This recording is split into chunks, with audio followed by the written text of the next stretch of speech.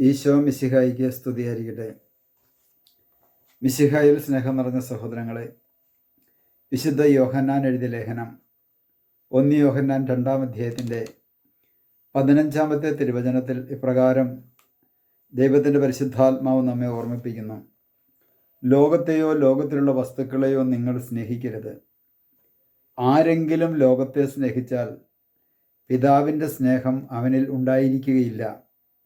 എന്തെന്നാൽ ജഡത്തിൻ്റെ ദുരാശ, കണ്ണുകളുടെ ദുരാശ, ജീവിതത്തിൻ്റെ അഹന്ത, ഇങ്ങനെ ലോകത്തിലുള്ളതൊന്നും പിതാവിൻ്റേതല്ല,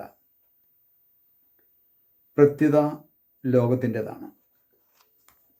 ദൈവം തിരഞ്ഞെടുത്ത ദൈവമക്കളോട് പറയുകയാണ്: ദൈവമക്കളെ, നിങ്ങൾ ലോകത്തെയോ ലോകത്തിലുള്ള വസ്തുക്കളെയോ അല്ല നിങ്ങൾ സ്നേഹിക്കേണ്ടത്. ഇന്ന് മനുഷ്യൻ ലോകത്തിലുള്ള വസ്തുക്കൾ സ്വന്തമാക്കുവാൻ, ലോകത്തിലുള്ള വസ്തുവകകൾ സ്വന്തമാക്കുവാൻ വേണ്ടി ആഡംബരവും അതുപോലെ തന്നെ തിന്മ നിറഞ്ഞ ജീവിതവുമായി ഈ ലോകത്തിൻ്റെ പലതും സ്വന്തമാക്കുവാൻ, വെട്ടിപ്പിടിക്കുവാൻ വേണ്ടി നെട്ടോട്ടം ഓടുന്ന ഒരു ദൈവ പൈതലിനെ നോക്കിക്കൊണ്ട് ദൈവത്തിൻ്റെ പരിശുദ്ധാത്മാവ് പറയുകയാണ്: നീ ഈ ലോകത്തിലുള്ള ഒന്നിനെയും നീ സ്നേഹിക്കണ്ട. നീ സമ്പത്തിനെ സ്നേഹിച്ചുകൊണ്ട്, ലോകത്തിലെ വസ്തുവകളെ സ്നേഹിച്ചുകൊണ്ട് അതെല്ലാം വലിച്ചു വാരി കൂട്ടിവെച്ചാലും നീ ഇവിടുന്ന് പോകുമ്പോൾ നീ ഇതൊന്നും കൊണ്ടുപോകത്തില്ല.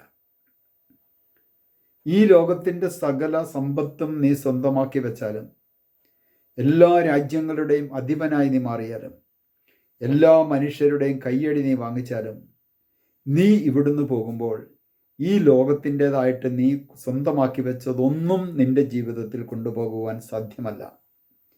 പിന്നെയോ നമ്മുടെ ഓരോരുത്തരുടെയും ജീവിതത്തിൽ കൊണ്ടുപോകാൻ പറ്റുന്നത് ഈ ലോകത്തിൽ ദൈവം സൃഷ്ടിച്ച ദൈവമക്കളുമായിട്ടുള്ള സ്നേഹബന്ധത്തിലൂടെ നമ്മൾ ചെയ്യുന്ന നന്മ പ്രവൃത്തികളുടെ ഫലം മാത്രമേ നമുക്ക് തമ്പുരാൻ്റെ മുമ്പിലേക്ക് കൊണ്ടുപോകാനായിട്ടുള്ളൂ. ഇവിടെ ദൈവമായ കർത്താവ് അതുകൊണ്ട് പറയാണ്, ദൈവമക്കളെ നോക്കിക്കൊണ്ട് പറയാണ്: നിങ്ങൾ ലോകത്തെയോ ലോകത്തിലുള്ള വസ്തുക്കളെയോ നിങ്ങൾ സ്നേഹിക്കരുത്. ആരെങ്കിലും ലോകത്തെ സ്നേഹിച്ചാൽ പിതാവിൻ്റെ സ്നേഹം അവനിൽ ഉണ്ടായിരിക്കുകയില്ല. പിതാവിൻ്റെ സ്നേഹം എന്ന് പറയുന്നത് പരിശുദ്ധാത്മാവാണ്. പിതാവിൻ്റെ സ്നേഹം എന്ന് പറയുന്നത് ക്രിസ്തുവാണ്. ആ ക്രിസ്തുവിനെ, ആ പരിശുദ്ധാത്മാവിനെ ലോകത്തെ സ്നേഹിച്ചുകൊണ്ട് ജീവിക്കുന്ന ഒരു വ്യക്തിയുടെ ജീവിതത്തിൽ ഉണ്ടായിരിക്കുകയില്ല എന്ന് തന്നെ ദൈവം പറയുകയാണ്. എന്നിട്ട് പറയുകയാണ്, വീണ്ടും പറയുകയാണ്: എന്തെന്നാൽ ജഡത്തിൻ്റെ ദുരാശ, ഈ ജഡത്തിന് സുഖിക്കുവാൻ വേണ്ടിയിട്ടുള്ള ജഡത്തിൻ്റെ സകല ആസക്തികളും ദുരാശകളും അത് നിന്നെ ദൈവത്തിൽ നിന്ന് അകറ്റുന്നു. കണ്ണുകളുടെ ദുരാശ, കണ്ണുകൊണ്ട് ലോകത്തിലേക്ക് നോക്കുമ്പോൾ കാണുന്നതെല്ലാം സ്വന്തമാക്കുവാൻ വേണ്ടിയിട്ടുള്ള നെട്ടോട്ടം, ഇതെല്ലാം വാരിക്കൂട്ടുവാൻ വേണ്ടിയിട്ടുള്ള നെട്ടോട്ടം, ഇത് നിന്റെ ജീവിതത്തിൽ അനുഗ്രഹത്തിന് തടസ്സമാണ്. കണ്ണുകൊണ്ട് കാണുന്നതെല്ലാം, ഈ ഭൂമിയിൽ കാണുന്നതെല്ലാം നിന്റെ സ്വന്തമാക്കുവാൻ വേണ്ടിയിട്ട് നീ ഓടരുത്. ദൈവമായ കർത്താവ് പറയുകയാണ്: ജീവിതത്തിൻ്റെ അഹന്ത, ഇതെല്ലാം വലിച്ചു വാരിക്കൂട്ടി വെച്ച് എനിക്കിഷ്ടം പോലെയുണ്ട്, ഇതെൻ്റെ കഴിവുകൊണ്ട് നേടിയതാണ് എന്ന് പറഞ്ഞുകൊണ്ടുള്ള അഹങ്കാരം, ഈ 3 മേഖലയെക്കുറിച്ചാണ് ദൈവം പറയുന്നത്. കണ്ണിൻ്റെ ദുരാശ, ജഡത്തിൻ്റെ ദുരാശ, ജീവിതത്തിൻ്റെ അഹന്ത. ഇത് 3 ദൈവത്തിൽ നിന്നുള്ളതല്ല. പിന്നെയോ ഇത് 3 ലോകത്തിൽ നിന്നുള്ളതാണ്, ദുഷ്ടനിൽ നിന്നുള്ളതാണ്, ദുഷ്ടശക്തിയിൽ നിന്നുള്ളതാണ്. അത് ദൈവത്തിൽ നിന്നുള്ളതല്ല. എന്നാൽ ദൈവത്തിൽ നിന്നുള്ളത് എന്താണ്? ദൈവത്തിൽ നിന്നുള്ളതാണ് ഈ ഭൂമിയിൽ ദൈവം സൃഷ്ടിച്ച ദൈവത്തിൻ്റെ മനുഷ്യർ. ഈ മനുഷ്യരെല്ലാവരും ദൈവത്തിൽ നിന്നുള്ളവരാണ്. അതുകൊണ്ടാണ് കർത്താവ് പറഞ്ഞത്: ഞാൻ നിങ്ങളെ സ്നേഹിച്ചതുപോലെ നിങ്ങൾ മറ്റുള്ളവരെയും സ്നേഹിച്ചുകൊള്ളുക. മറ്റുള്ളവരെ സ്നേഹിക്കുക, അതായിരിക്കട്ടെ പരമപ്രധാനം.